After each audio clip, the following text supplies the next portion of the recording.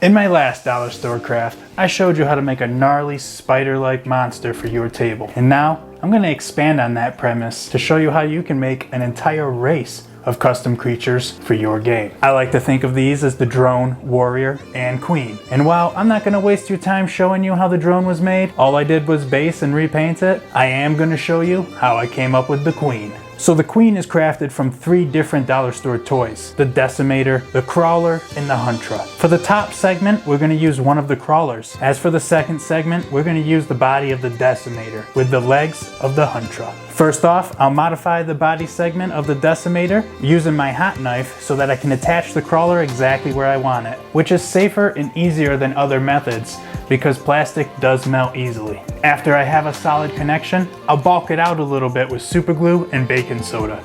But I'm not going to go overboard here because I'm going to add mass later with Plasti-Gum. I just want to be sure that even if I drop this thing, it's not going to break apart. After the 2 segments are connected, I'm going to secure the legs of the crawler where I want them in the most forward-facing position. Then I'm going to add the legs of the huntra to the decimator segment. To accomplish this, I'm going to rely on Plasti-Gum, filling up that cavity and just press those legs in, and then using my clay sculpting tool, I'm going to pull it over the centerpiece to make sure it has a really nice little connection that looks more natural.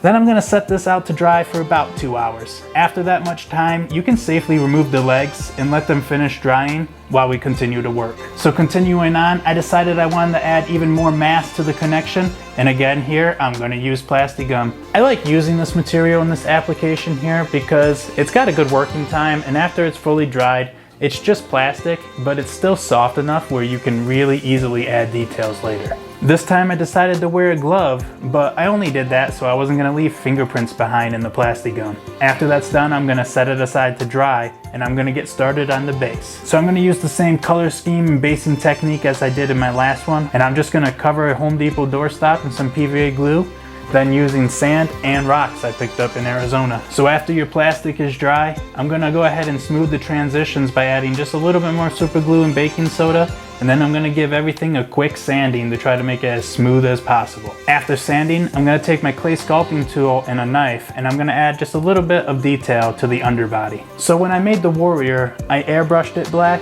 and this time I decided to hit it with the spray paint so that everyone can tell it doesn't matter at all. After basing it in black, I'm going to follow the same color scheme. I'm going to use red for the eyes and underbelly and golden brown accents. Now I want to do something that I haven't seen any YouTube crafters do before. And let me start by saying, if you somehow have been watching these dollar store crafts, but you haven't seen Broken Terrain,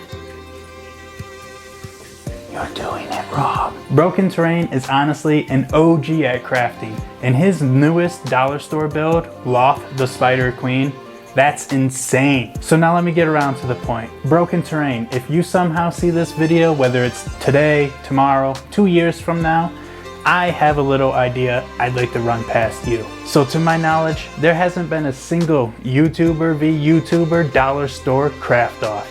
And I would be honored if you would consent to participate in something like that with me. You might see my channel and think to yourself, I'm 60 times your size. Get swole, bro.